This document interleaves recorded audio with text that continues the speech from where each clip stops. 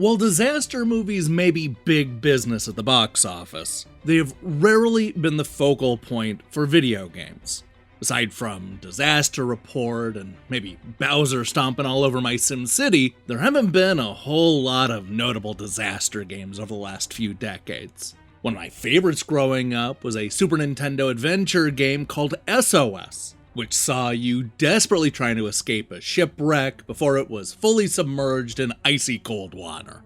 That is the exact same premise as the brand new Switch game Shipwreck Escape, which sends us on a harrowing journey to solve puzzles, free passengers, and work together in order to get out alive. That's a great setup for a game, but will the repetitive tasks and cringy plot twists leave you seasick? And more importantly, how does this modern game compare to SOS?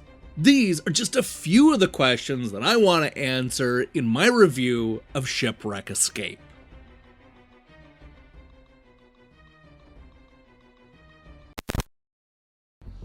This is the story of a middle-aged croupier on the luxury liner cruise ship Ataraxia, a popular vacation spot for the ultra-wealthy that regularly sails between Athens and Dubai.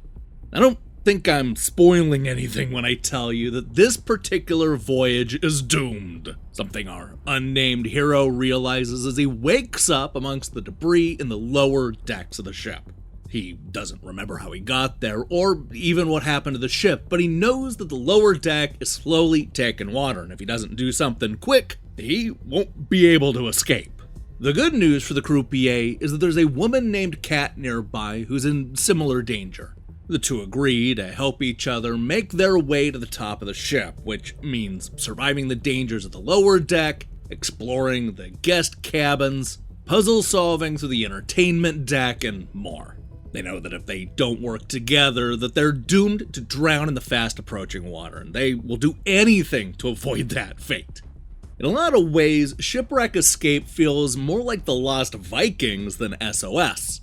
A lot of the levels have us switching between the croupier and Kat in order to help each other get closer to the exit.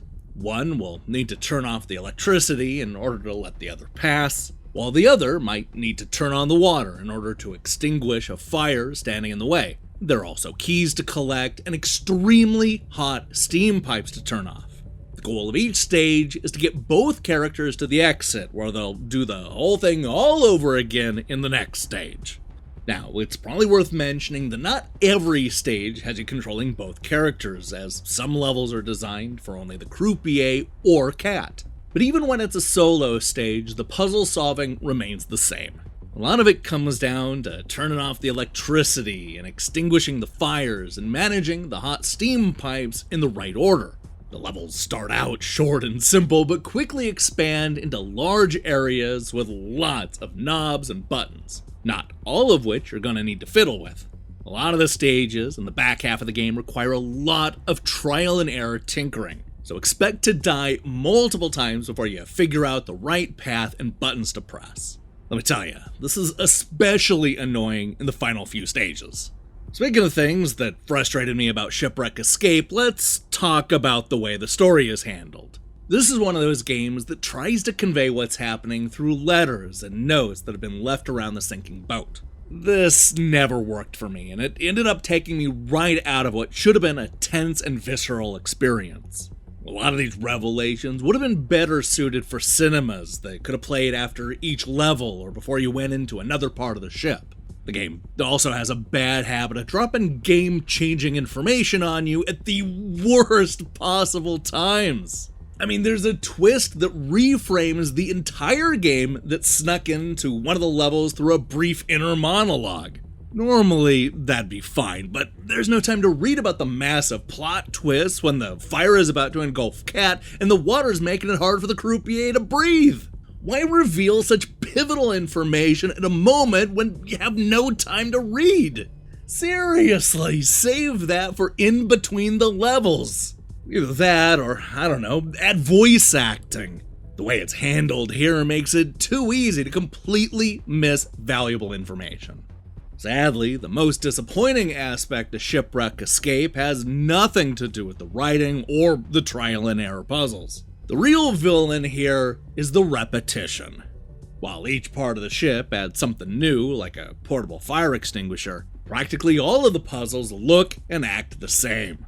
It's always fires, electricity, and hot steam that you have to worry about. And with no jump button, you're left playing flat stages that may look different, but effectively feel the same. Where are the more advanced obstacles? Where are the new items that change up the gameplay? Where's the creativity? After you've seen the obstacles in the lower deck, you've basically seen everything this game has to show you.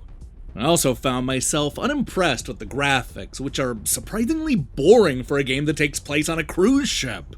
I don't know if it's the repeating textures or the bland polygonal graphics, but the Ataraxia doesn't have much personality. Even when we get into the upper decks, the game's visuals never impress. Shipwreck Escape is the kind of game that would have benefited from a more stylish presentation. But, much like the name, the developer opted for generic every step of the way. That said, Shipwreck Escape does benefit from being one of the few games of its type.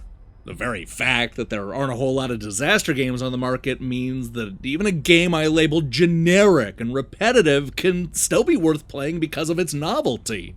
The tension associated with surviving a boat wreck is easy to understand and a great conceit for a game.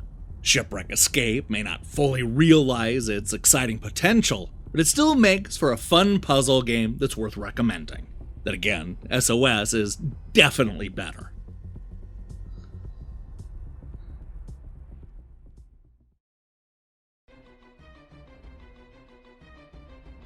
The luxury cruise liner that you're on just crashed and it's taken on water. What are you gonna do? This is the instantly compelling concept at the center of Shipwreck Escape, a game that puts you in the shoes of a middle-aged croupier and a woman that he befriends in the lower decks. By working together, the two will solve puzzles and hopefully escape the boat before it sinks. Despite a fantastic setup, this disaster game falls apart due to repetitive puzzles, terrible storytelling, trial and error gameplay, and generic graphics.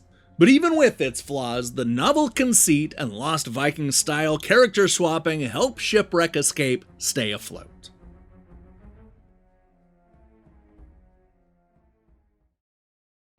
Hey, thanks for watching our review.